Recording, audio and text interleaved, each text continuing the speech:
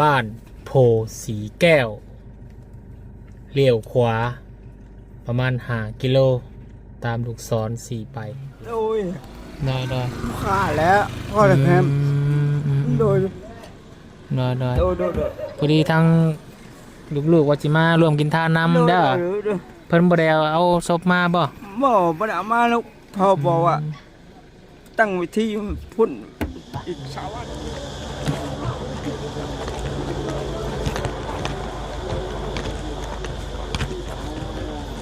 สบายดีเด้อสบายดี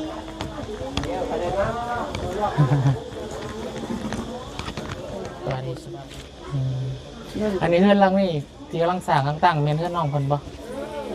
มีเอื้อยและมีอ้ายนะเพิ่นน่ะเป็นคนสุดท้ายได้ตัวได้เล็กน้อยก็พากันมาเฮ็ดนั่น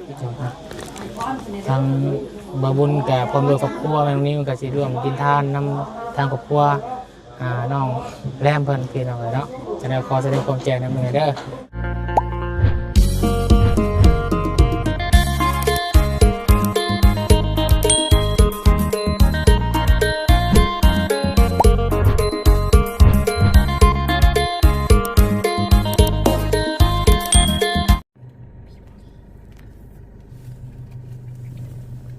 บ้านโพสีแก้วเลี้ยวขวาประมาณ5 กิโลตามลูกศรสีไปพี่น้องเลยเอาตอนนี้ทางบนเองก็ได้เดินทางมาฮอดพระธาตุโพนพี่น้องเลยเนาะหลังจากมาแต่สารวันพี่น้องเลย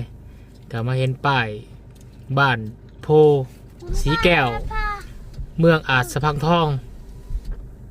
แม่นบอกอาจจะบางทองบ่โมเมนเมืองชัยภูทองเนาะอาจจะพังทองไปจ้า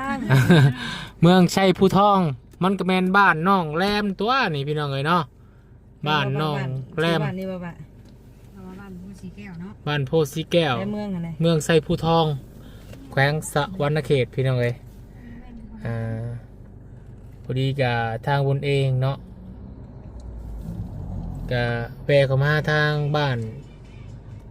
ไปทางผ่านง่ายๆใช่พี่น้องไปทางผ่านกลับบ้านพอดีก็เลยอยากจะเข้าไปหาควรทั้งแม่เพิ่นพี่น้องเลยเนาะทั้งเฮาก็อยากร่วมกินทานเฮาได้เห็นไอ้ได้ใส่หมวกกันน็อกคลิปของน้องเพิ่นเนาะเสพข่าวติดๆเลยพี่น้องนี่ก็ยัง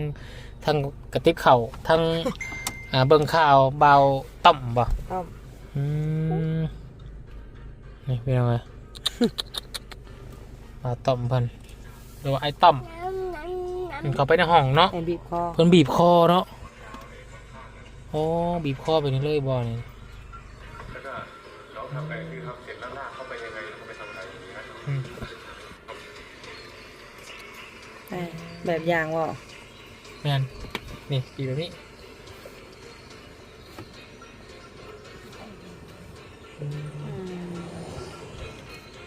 เป็นมาเห็ดยังปูนเดินเห็ดยังพอทำแผนลากของหน้าบอลนะโอ้ลาก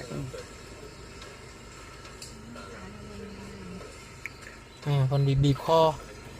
แล้วก็ลากของหน้าขาบเองว่าในกระบี่พ่อไปแล้วเนาะ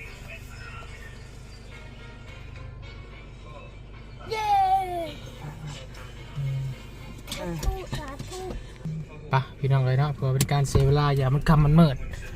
เวมากกันรวมกินทานทำบุญน้ำหนองคนกันแล้วกันพี่น้องเลยเขาก็ถือว่าเป็นบุคคลหนึ่งอยากจะร่วมทำบุญน้ำหนองเพิ่นเนาะแต่บ่ฮู้ว่าล่างเพิ่นน้องเพิ่นสิมาหรือบ่เนาะทางอ้ายทางเอื้อยเพิ่นสิพามาหรือบ่ทำแล้วนะว่างใส่ผ้าห่มผ้าคุณนูนะได้ก็ไปซื้อถุงน้ำอาบน้ำแล้วอาบต้มนี่น้ำไปซื้อถุงน้ำโอ้เป็นล่างตัวแล้วเนาะมันจะมาใส่ไหมนี่แม่นทางลงบ้านหนองแรมพี่น้องเนาะน่าจะแม่นที่บ้านนี่หน่อยเนาะ บ้านโพสีแก้ว ถามเบิ่ง เมืองไซภูทอง เพราะว่าบ้านนาแกเขาขายมาเมื่อกี้นี้ ส่วนบ้านนาแกน่ะเมืองไซภูทองก็กลายมาจากก่อนจะมาฮอดบ้านน้องเพิ่นนี่ก็น้องแรมนี่ประมาณเกือบ10กิโลบ่ฮอดครับเนาะประมาณ5กิโลเนาะ เพราะมันเป็นทางสื่อเลย อ่า แต่เขารู้ว่าเขาไปในบ่หมดเพราะมีลูกศรเขาไปในเด้ เงินบ้านทางไปประทัดพลแหละพี่น้องเอ้ยเดี๋ยวไปหับไปชมน้ำกันพี่น้องเอ้ยเนาะถ้าว่าเราเห็นจะพบทั้งแม่เพิ่นกับพวกเพิ่นก็สิร่วมกินทานน้ำเล็กน้อยพี่น้องกันเนาะใส่ดีเฮือนเราเนาะแคมทางบอกด้วยว่าจังใดนี่แม่นบ้านโพสีแก้วแล้วพี่น้องเอ้ยเนาะแต่ว่าฮอดเรา มันก็หารักมันว่านี่ทางบางหันค่า นี่ทางประตูนี่ แล้วเราโมโหประตู เอ้าเพื่อนน้องแรมอยู่ไส ทางมือตาจอยนะคนนี่แหละ สบายดีพ่อกูจะขึ้นน้องแรมบ่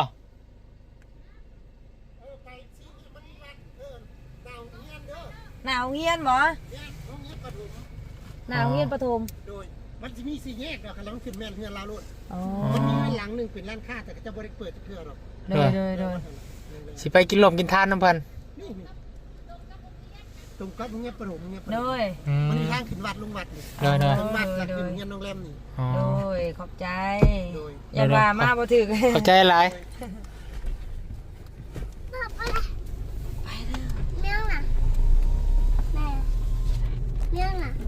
เป็นไปจักเบิด จัก ว่า เลย บ่ยันแต่บ่จัก โอ้ข่าวดังปานนั้นพี่น้องเลย วันนั้นเนาะ บ้านเมืองเราเนี่ย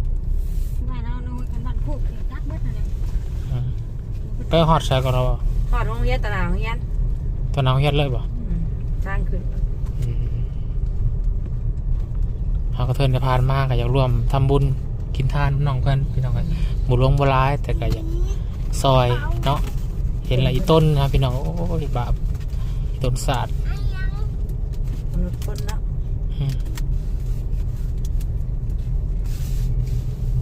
ใส่ ไป เล เดิมขี่ไปอีกแล้วขี่ซื้อไปเลยเราสิขนาดทางขึ้นทางลงโรงเรียนเราสิ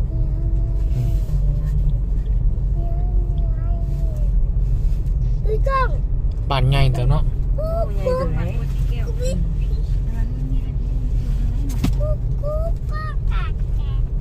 บ้านโพสีแก้วโรงเรียน เอ็มจัก วัดไส้นี่มันวัดหรอวะเนาะ ใช่วัดนะเลขโรงเรียน เฮ้ย นี่นะนี่ถามเพื่อนนี่ถามอีกวันนึง ขอถามแน่เพื่อนน้องแรมอยู่ไส ไปอีกไปก็เบิ่งนะก็ อ๋อ เบิ่งแน่ เด้อขอบใจเด้อ ไอ้เบิ่งข้าวอยู่เอาฮอดหน่อยโรงเรียน โรงเรียนโอ้ยต้นศาสตร์หน่อยเนาะนี่จักแม่เล่าจักเนี่ย ท่านกินข้าวน้ำทำมาจักดิ แม่เล่าคนอวบเนาะ โอ้ยคนที่จอยมันนี่แหละแม่ อ๋ออวบอยู่ ขี่ไปอีกพูดแล้ว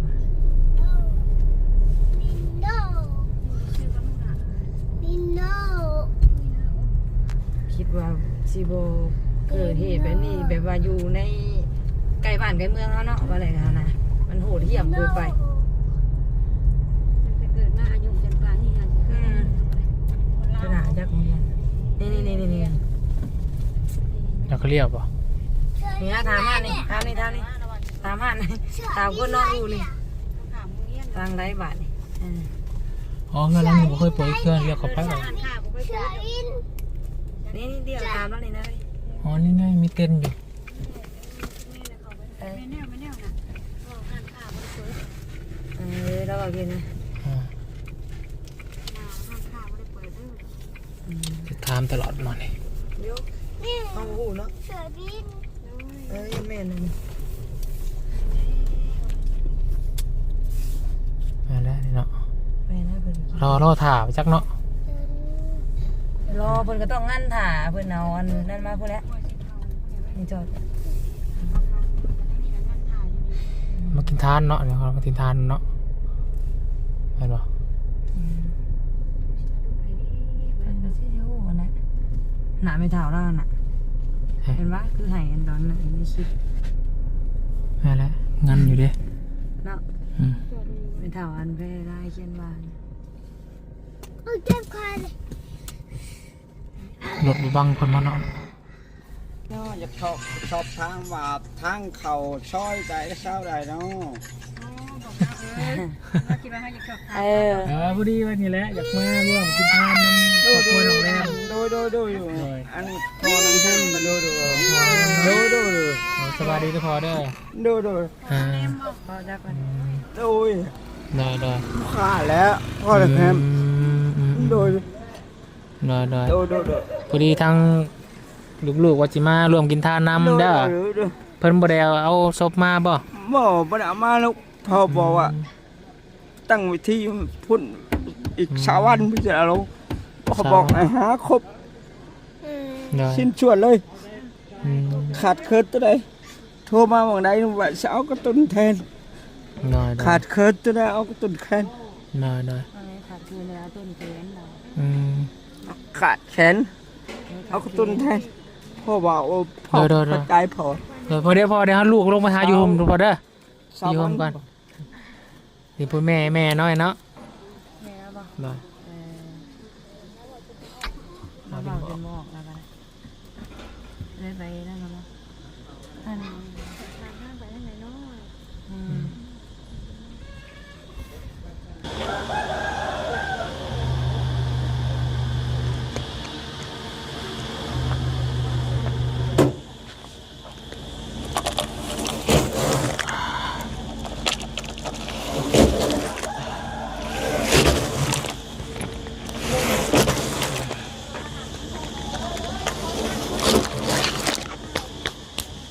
พี่น้องเนาะกะทางวนเองได้มาฮอดจอดถึงเนาะเพื่อนซาลานแปดหรือว่าพร้อมด้วยครอบครัวของน้องแรมที่ได้อยู่ทางกรุงเทพหรือว่าอยู่เขตอีกอย่างก่อนผมก็ลืมแล้วพี่น้องเนาะก็ได้มาฮอดที่เราสร้างนี่คือสิเมนเฮือนซ่านของน้องเพิ่นพี่น้องเนาะเป็นเฮือนใหม่พี่น้องน่าจะโอ้หลายปีเตอะพี่น้องเนาะให้วันนี้ก็จะมาร่วมกินทานเนาะรวมทำบุญนำครอบครัวเพิ่นหรือว่าจำได้ก็ซอยได้สำนันทำบุญเพิ่นเนาะแนะนำสะพานบุญคนหนึ่งพี่น้องได้เห็นคลิปแล้วก็ได้เบิ่งข่าวเนาะคลิปลูกโตนเนาะตอนมันแดดพี่น้องยันพอเป็นลมแน่ก็ขนาดนี้เลยไป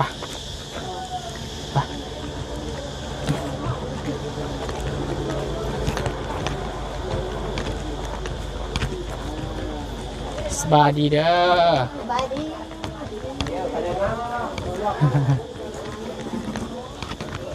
ี สบายดี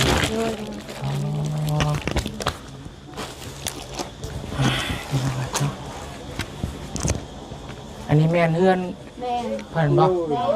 อ๋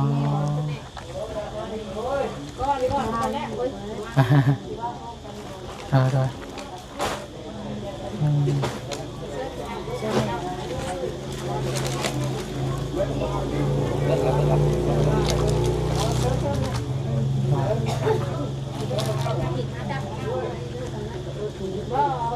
เฮ็ดเลยเฮ็ด เชิญมานั่งโต๊ะนั่ง เด้อ ดูสินั่งเตียงบ่ นั่งนี่ก็ได้จ้ะนั่งนี่ก็ได้อันนี้ว่าผู้แม่ในตู้ว่านี่ ไปตู้ลูก ส อ่ะ บายดีไหมเท่าสบายดีมานั่งแม่นั่ง ตู้แม่อยู่ ได้แม่นั่งก็ได้ นั่ง เอ็ดลงมา เสื้อร้านที่ อันนี้แม่นเพื่อนน้องแรมเลยบ่นี่ ล้างนี่นะ นี่แหละยังบ่ทันได้แล้วลูกเอ้ยเบิ่งอันนี้แหละอันใดก็ครอบคือลูกเห็นนี่แหละมาทำใครก็ดีใจเป็นพ่อเป็นแม่นะ หน่อย มันเป็นนี่มันเพิดเลยฝน อันนี้เพื่อนหลังนี่ที่กำลังสร้างตั้งแม่นเพื่อนน้องเพิ่นบ่ มีเอื้อยและมีอ้ายนะเพิ่นน่ะเป็นคนสุดท้ายได้ตัวได้เล็กหน่อยก็พากันมาเฮ็ดนะลูก เฮ็ดให้พ่อแม่อยู่ แต่ว่าเพื่อนเอาบุญกันยังบ่ได้ฮู้ปานใดดอกพี่น้องเรื่องราวของน้องเพิ่นนะครับบ่าวต้อมเพิ่นนะเพิ่นเป็นแฟนกันล่ะนี่บ่เราเป็นผัวเมีย ขอกันเลยลูก อ๋อขอกัน ไป แล้ว หาเงินเลยนะนี่ไม่ใช่ว่าเลยว่ากันถูกต้องกันพายพ่อเลยพายแม่ทั้งพายยิงเลยพายซ้ายอย่าดิ เลย เลยว่ากันเลยห้องขอให้มันมีหลักฐานนะดิก็ยังแต่ว่าบ่ทันได้แต่งนะบ่เล่นนะแต่ว่าลูกหลานเฮาว่ากันว่าหาเงินได้ยามได้จังเฮ็ดนะให้มันได้มันตัวจนคันนะวันนี้ผลสุดท้ายมันเกิดเดี๋ยวนี้ดิมันเกิดแล้วท่านได้แต่งได้แปลงขอซื้อ เลย เพราะว่าคนเฮาหักกันมาก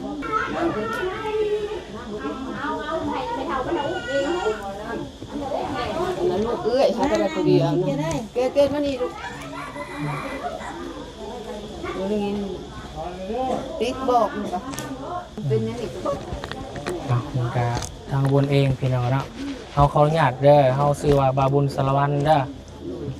เป็นทีมงานของเบาเตียงทองเนาะในนามสะพานบุญเนาะ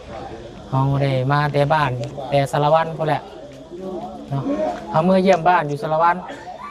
มาเมื่อนี้ก็เลยผ่านมาพอดีนะเนาะแบบมาตลอดอยู่ผ่านประถาดโพนกันเลยก็เลยว่าอยากร่วมมากินทานน้ำเนาะเห็นข่าวก็โอ้ยเนาะมันก็อันนี้พี่น้องเนาะจังไดก็ขอแสดงความเสียใจในมันหลายเด้อ ไปใส่กันนี่มีผู้ช่วยบ้านมาแนวหายมันเป็นสิ่งดีๆเด้อมีแรงไหนแรงบำบัดเด้อสุขภาพเจ้าแข็งแรงมาทานนี่ก็ขอให้ลูกเต้าให้ยิ่งขึ้นไปทานสันใดก็ให้มาไล่ขึ้นจันมันแม่ก็บ่มีคำเว้ามาลงที่ เอสรวมกินทาน แล้ แล้ว ว มา แม่ เห็นหนูผู้ซ้ำทานแม่ก็ใจสบายหมดแล้ว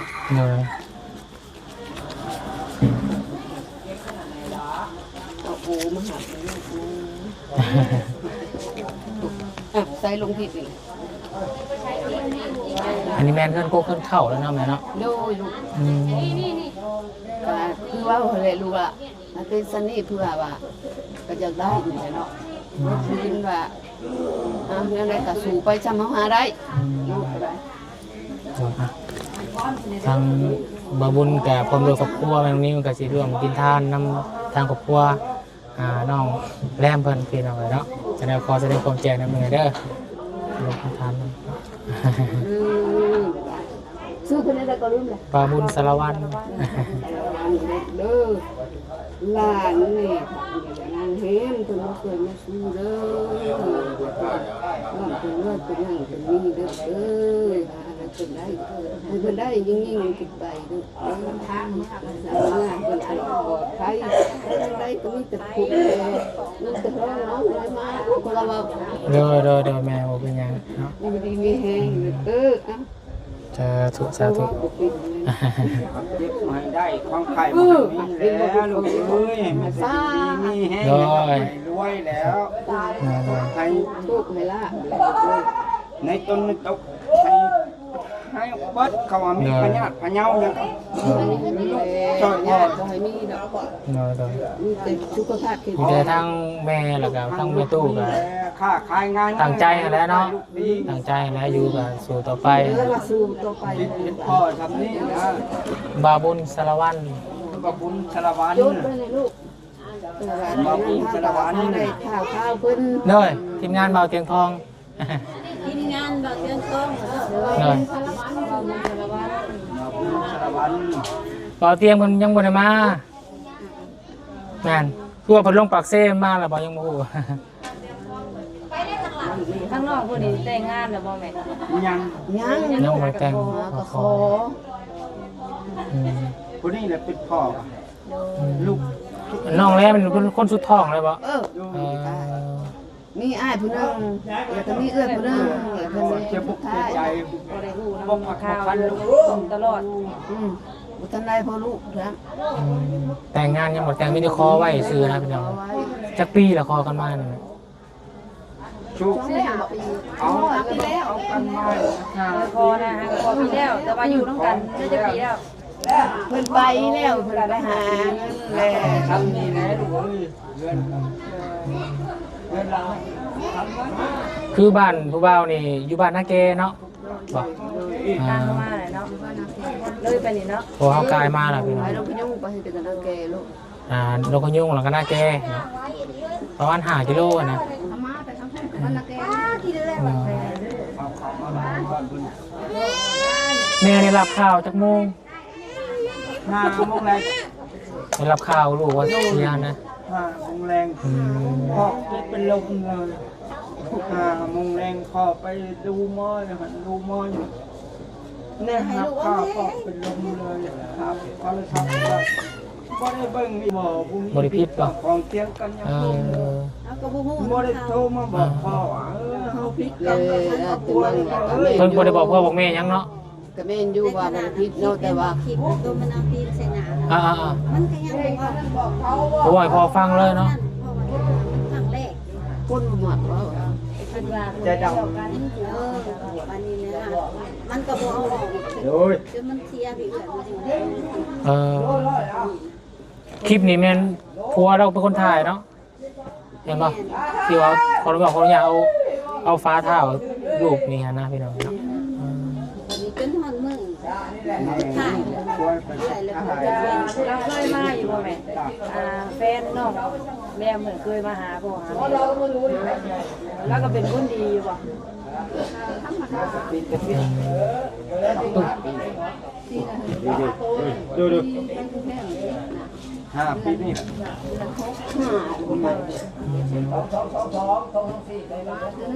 มาเป็น อืม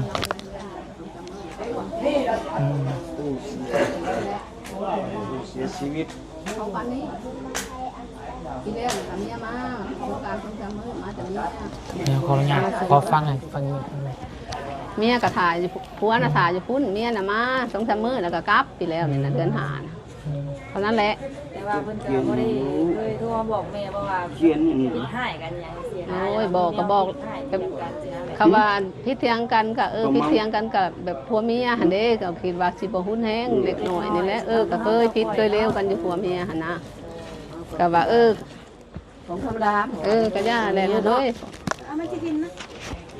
สิบ่ปานนั้นแล้วก็สิคิดเขาก็ทำแพ้กันเลยน้ำพิษก็สิพิษ บ้านไอ้ขออนุญาตถามแบบทั้งพ่อแม่ฝ่ายชายคือทั้งของน้องต้อมเพิ่นมาอยู่บ่ มากับมาวันนี้ อ๋อ เป็นก็น้อมแน่นอนนะ มาวันนี้มียังมันก็ว่าบ่ได้เลยพ่อกับแม่น่ะผู้ฝ่ายชายน่ะพ่อเบิดเลยนะว่าบ่ได้เอาทั้งเฮาไว้ไม่ได้มันเป็นไปเลยเนาะมันแต่ว่าเฮาเห็นมันคือกันโตไปสินะ โอ้ยโอ้ย เป็นอะไรบ่ให้เขียนให้สร้างกันเนาะ แล้วบ่เฮ็ดสร้างกันนั่นเราสนาหักแท่งกันไปตลอดว่าสิ เนาะ เลยเอาทุกความดีในสู่กันเป็นมันก็เป็นเฮาน่ะให้มันดีนำกัน เนาะ น้ำใน นั่นแหละเนาะ ทำไหนก็พูด อันนี้ก็ขึ้นอยู่กับคดีความของเพิ่นเลยเนาะแล้วแต่ทางเจ้าหน้าที่เพิ่นสิดำเนินคดีเนาะอันนี้เนาะทางคนเนาะทางแม่สิว่าจังไดเนาะ เอา แล้วแต่เนาะ นาน พอบอกแล้ว เบิ่งนี่นะ เนาะ พอบอกพันเดียว อืม อย่าลูกหลานอย่า พันเดียว อย่าลูกหลานเฮ้อบ่ได้ว่าเขายังงด เวียง ทั่วโลก ทั่วโลก อืมเป็นข่าวใหญ่ออกหน้าหนึงแล้วแหละพี่น้องเนาะ อาจจะเฮ็ดของคนได้ลูกเอ้ย เคยเห็นเนาะเขาก็บ่เคยเห็นเทื่อคนลาวเขาอีกเนาะกี่เคยเห็นได้ยินข่าวว่า คันว่า ลูกก็เฮ็ดกันอยู่เนาะมันบ่รู้กันนี่ แต่สิก็ยังแบบว่าอีกแบบนึงเนาะแต่อันนี้ยังคืออยู่บึงว่าไปแล้วก็โอเคไป โคโลอยู่กะย่าแล้วเฮามันอยู่ในกระโตเฮาเนาะ มันสยอง อันนี้มันย่องมาพันหน่อยไอ้สิถูกอันนี้มันผักมันพันพี่ลึกโคตรมันไม่หยังมันกระเบิดแล้วแข้งขาอีหยังก็บ่มีแหละ ขนาดที่ว่าเบิ่ง แข้งขาหัวหางมันก็ตัดถึงเบิด นั่นนะ มันตัดออกเบิด อันนี้ลูกเขาได้ทัน ล ลูก ลูก เอื้อย ของ น้องสาวน้องเอื้อยนั่นนะ อ๋อผู้เอื้อยที่ไปน้ ก็ไปหาคือกันนั่นแหละ ำเราซื้อยังเกาะกกลูกชายกกเราซื้อยังเกาะ เด็ด พี่ไอเดท ผู้เฮ็ดไอ้กบเด็ด เด็ดเลยกันนะน้อย เป็นหนึ่ง น้อยแล้วก็ยัง แม่ผู้นี้ผู้เวทผู้นี้น่ะผู้เวียง อืม นี่ผู้เวียงแม่ผู้เวทน้อยกับแม่นชื่อแม่นห้องลีนะ เราเห็นงานก็ละหมดหมด แม่ โดยแม่ แม่ แม่แล้วกันให้ดู พระพ่อลูกเอ้ยแม่หรือว่า หางล่าสุดนี่ยังครบสิ้นส่วนหนึ่งบ่ยังทั้งลูกชายโทรมาหาแมันบ่ โดย ว่ายังบ่ครบเนาะอืม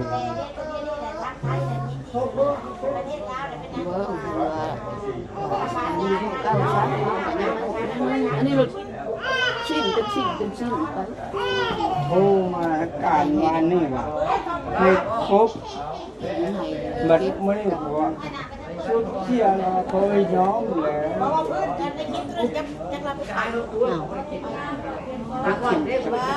จะเอาไปขึ้นตาม นุ่นบ่ได้มาเจ้า แค่เอาไปขึ้นตาม เหนื่อย แต่ข้าวมันไม่ทันโพ สบายดี ยังเป็นพายสบายดี บาบุญสารวัตร บาบุญชลวาน นี่เป็นทีมงานของเบาเตียงทองนะ ทำงาน แต่ว่าสื่อเสียงจากสมัยดังแถวเตียงท โด อย ง โดย สบายดีคือกัน โดย ขอบใจเนาะ มาร่วมกินทานน้ำพันน้ำพอดีกายมาทางนี้พอดีสิเมื่อบ้านเมื่อบ้านบ้านเกิดเฮาอยู่สารวัตร จะพาวชุดก็ดูไอพอดย้ายอยู่กับไอพอดก็ต้องทำงานทำไมเนาะอันนี้ได้เป็นพาย เป็นเมีย ได้เมียงามเนาะสมพงษ์กันดี ขอบใจกันละ ลูกนะ สองคน บ้านเบาเตียงทองบอ แม่ โดยวันเดียวกัน บ้านมันเป็นไงใหญ่อันเตียงทองนะผู้ดีกะแล้วเป็นคนดังเลยเนาะสวยเรือกับมีมันยังของเราอะไรดังแล้วนะคะให้กะส้มเซยคือว่าคือถ้าเตียงทองนี้เนาะที่เราเห็ดคลิปไปตามนาสีมีแต่คลิปสวยเรือ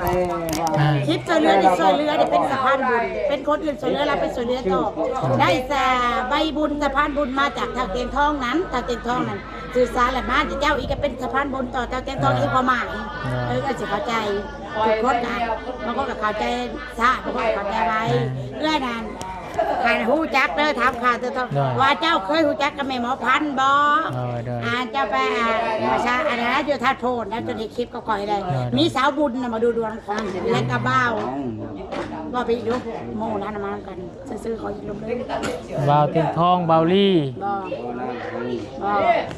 เบามี่ บ่เลยคือก็จะ เบาเงาเบาบุญบน บ้า ป่า เงาบ้าเงาเธอก็ว่าเธอ ตกใจ บ้าเงาเธอ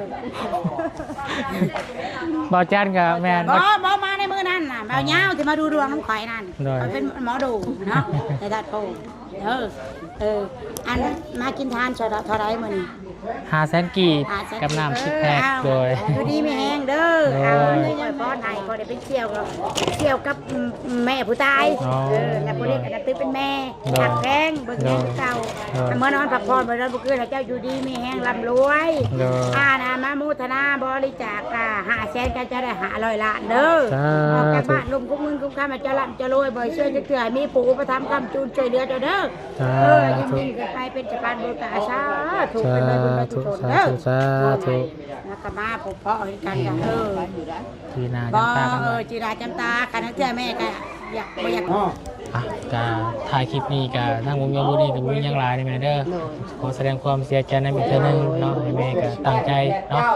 สูญเสียลูกไปก็ให้ตั้งใจเด้อเด้อ อันนั้นใกล้คลิป อยู่ดีไม่แห้งแล้วบัดเนาะ อยู่ดีไม่แห้งกันเลย ลูกพาเต่าไปแล้วก็ขอให้มีแต่สิ่งดีๆเข้ามาได้แม่เด้อท ตั้งอกตั้งใจนั่นแหละเนาะ คำหนึ่งสองคำขอบใจ เด้อ กินข้าวกันแล้วกินข้าวกันนี่ เด้อ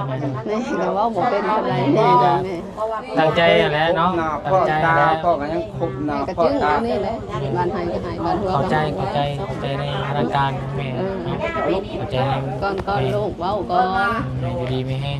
โดย ต่อไปก็มีแต่สิ่งดีๆเข้ามากับสู้ๆเด้อ จ้า จักปีเลยแม่เดี๋ยวนี้ หายบ่แม่น50หรือบ่ อ๋อแม่ซื้อ แล้ว ยัง บ่ บ่ ได้หรือ แล้ว บ่ อัน 50 โตเลยโตเลยเต็ก3 ปี บ่50ก็ 40 40 แล้ว แม่ซื้อยังก่อน ชื่อเกต แม่เกี่ยว แม่เกดพ่อควรไอ้เด้ อ่ะ พ่อ โอ ค เคว ร พี่น้องเนาะเดี๋ยวทางลูก